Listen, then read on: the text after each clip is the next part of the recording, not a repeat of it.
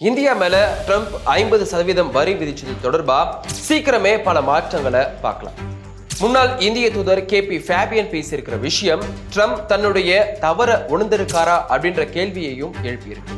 50% வரி அமல்ல இருக்கிற நிலையில இரு நாடுகளிடையே இப்போ வர்த்தகம் பாதிக்கப்பட்டிருக்கு. இந்தியா மேல இப்படி வரிகள் விதிச்சா இந்தியாவுடைய வெளியுறவு கொள்கையில ஏதாச்சும் மாற்றம் நடக்கும்னு எதிர்பார்த்தாரு ட்ரம்ப்.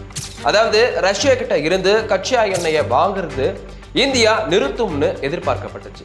இந்த விஷயத்துல கடந்த சில வருடங்களாகவே இந்தியா தெளிவான பதில கொடுத்திருக்கு. அதாவது இந்தியாவுக்கு என்ன தேவையோ அதை இந்திய அரசு செய்யும், இதை மற்ற நாடுகள் முடிவு செய்ய முடியாதுன்னு பல முறை பல மேடைகள்ல இந்திய வெளியுறவுத்துறை அமைச்சர் ஜெய்சங்கர் சொல்லியிருக்காரு.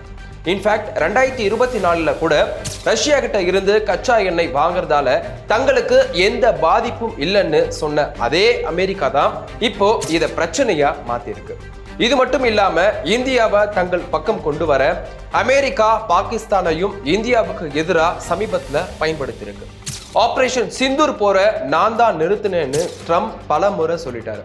தீவிரவாதத்தை ஆதரிக்கிற பாகிஸ்தானுக்கு எந்த நாடும் ஆதரவு தரக்கூடாதுன்னு இந்தியா சர்வதேச அளவுல பேசினது. ஆனா அதுக்கு பிறகு அமெரிக்கா பாகிஸ்தான் ராணுவ தளபதியான அசிம் முனிரை அழைச்சி விருந்தும் கொடுத்துச்சு. இதுக்கெல்லாம் பிறகுதான் இந்த வரி விதிப்பு அமலாகுச்சு. இதை தொடர்ந்து இரு நாடுகளிடையே நட்புறவுலையும் பெரிய தொய்வு ஏற்பட்டிருக்கு. இதற்கிடையே ரஷ்யா சீனாவோட தன்னுடைய நட்பை பலப்படுத்தியிருக்கு இந்தியா. இந்தியாவையும் ரஷ்யாவையும் சீனா கிட்ட எழுந்துட்டோம்னு ஒரு போஸ்ட் போட்டிருந்தாரு ட்ரம்ப்.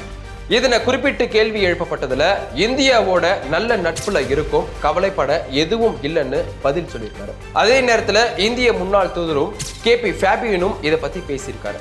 ட்ரம்ப் இந்தியாவுடனான நட்பு பற்றி சாஃப்டா பேசியிருக்கிறதால இந்த வரி பிரச்சனைகள் முடிவுக்கு வரும்னு சொல்ல முடியாது. இந்தியா சரணடையும்னு நினைச்சது தப்புன்னு ட்ரம்ப் உணர தொடங்கியிருக்காருன்னு குறிப்பிட்டிருக்காரு. ட்ரம்பினுடைய சமீபத்திய நடவடிக்கைகள், இந்தியாவுடைய நகர்வுகள் எல்லாம் இந்த பிரச்சனையை முடிவுக்கு கொண்டு வருமான்ற உறுதி கிடையாது. ஆனா சீக்கிரமே இதுல மாற்றங்களை சந்திக்கலாம்னு சொல்லப்படுது.